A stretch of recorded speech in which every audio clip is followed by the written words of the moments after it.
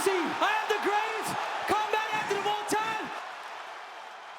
What's up, everybody? Welcome to this episode of Tell the Tape. I'm your host, Henry Cejudo, aka Triple C. And on today's episode of Tell the Tape, I'm going to be going over, that's right, you guys all saw at the PFL, Jon Jones versus Francis Ngannou. We all saw the stare down. Guess what, guys? That made me curious. Let's break them both down. What is it that makes Jon Jones special? And also Francis Ngannou.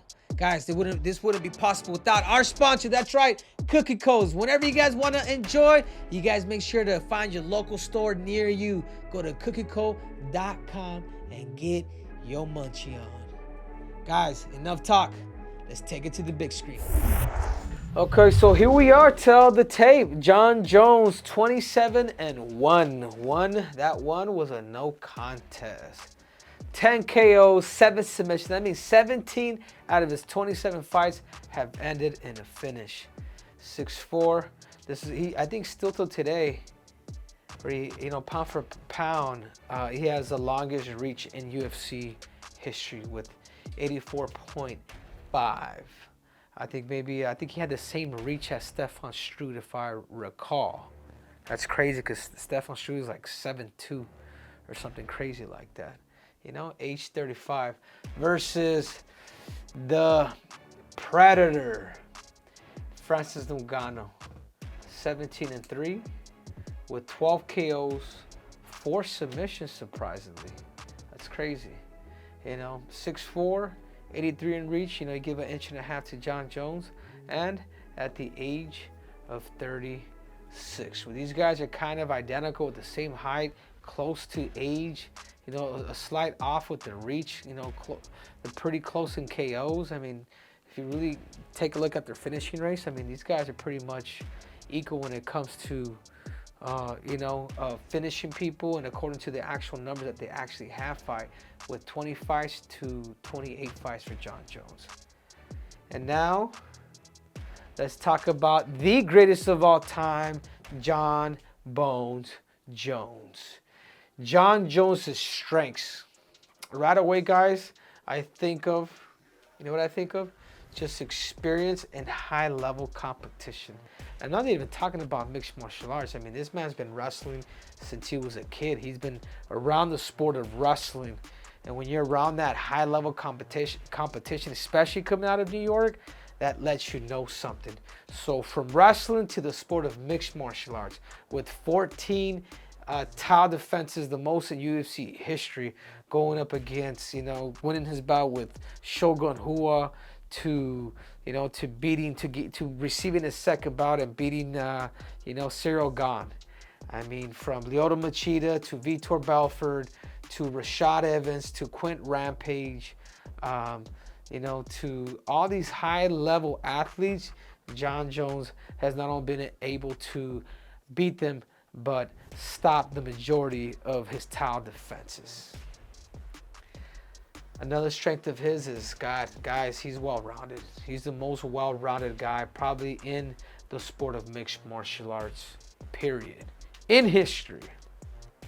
Well-rounded in all areas of mixed martial arts. I mean, this man could strike, he could wrestle, he knows how to submit, he could defend. He was able to take down the Olympian and Daniel Cormier on several occasions, to be able to take the wrestling towards him and then actually beat him. But then again, the most important part of Jon Jones is his unpredictability. His unpredictability of him doing a level change. You don't know if you have an elbow coming, a front kick, a right hand, or doing something on those, or even an arm spin as he's done in the past, with his Greco-Roman body locks. Jon Jones is unpredictable in that sense.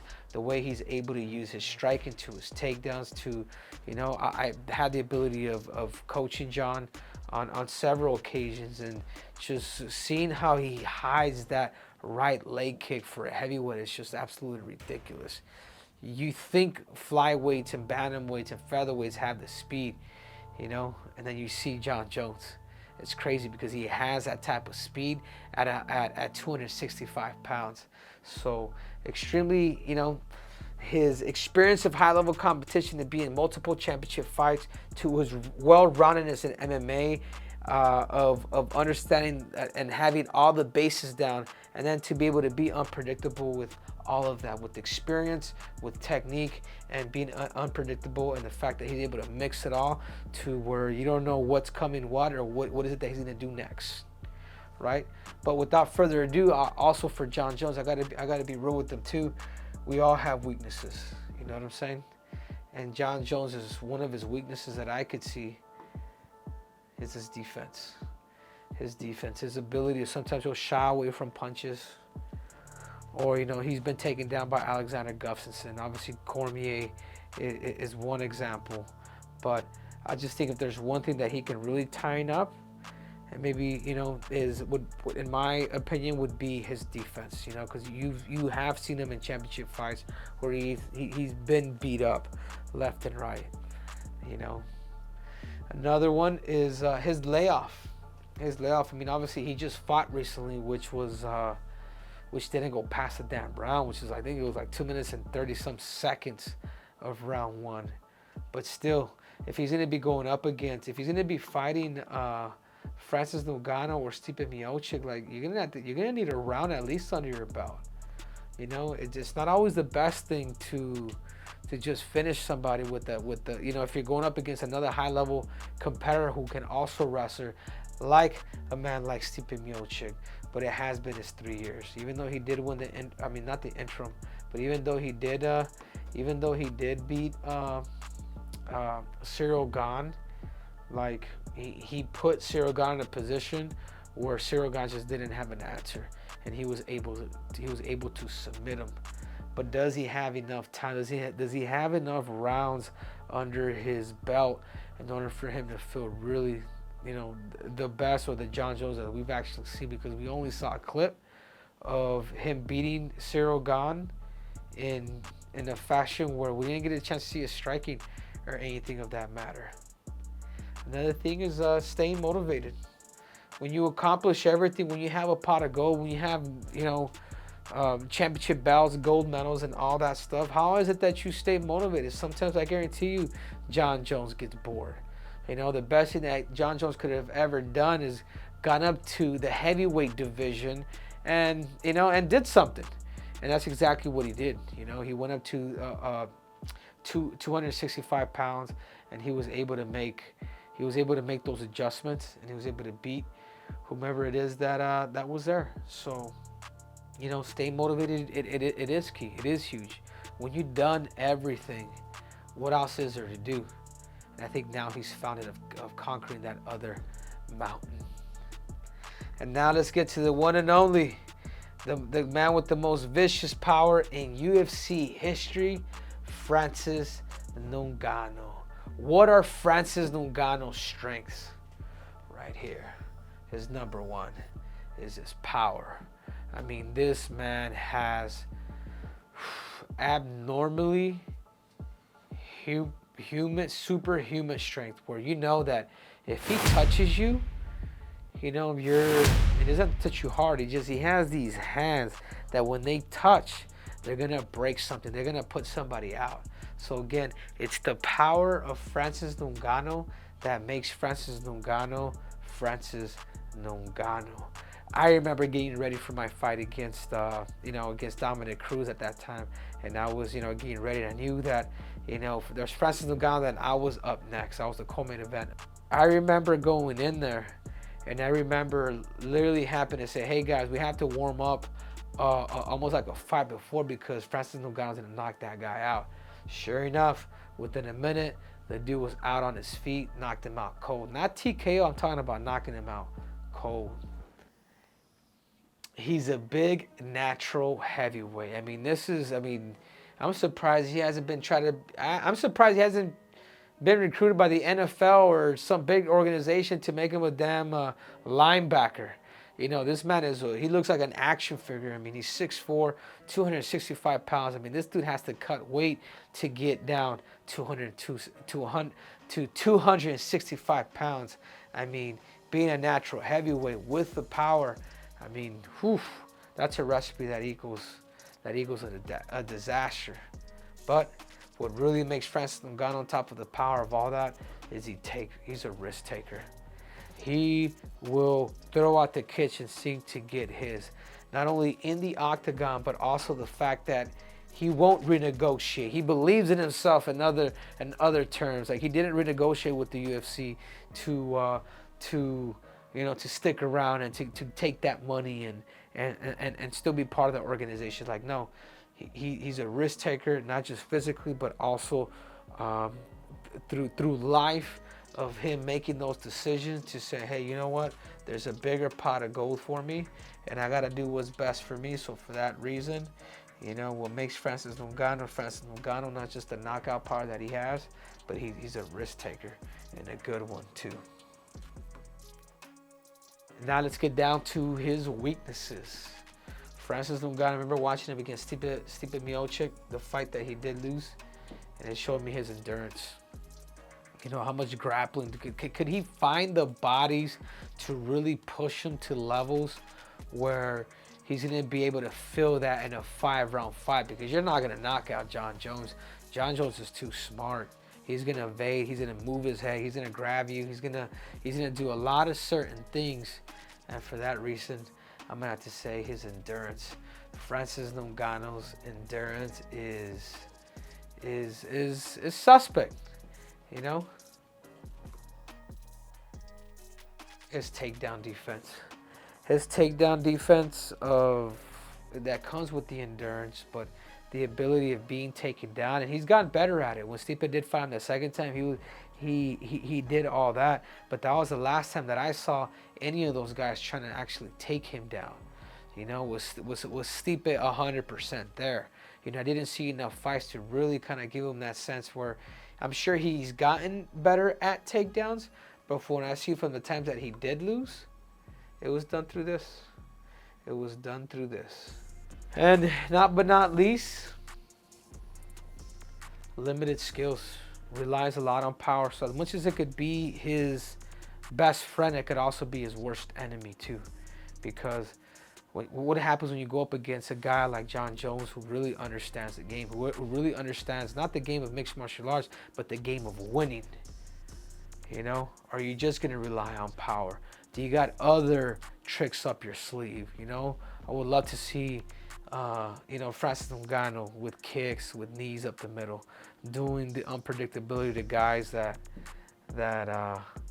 we just seeing things from Francis Ngannou that we've never seen before. I think those are the biggest things. Or is it just power? Because power is as dangerous as it is. It could also be predictable too, because that's all you have. Yep. And here we have it. Strikes landed per Ngannou 2.3 to Jon Jones 4.29. Strikes absorbed per minute 2.2 to Francis Ngannou at 2.16.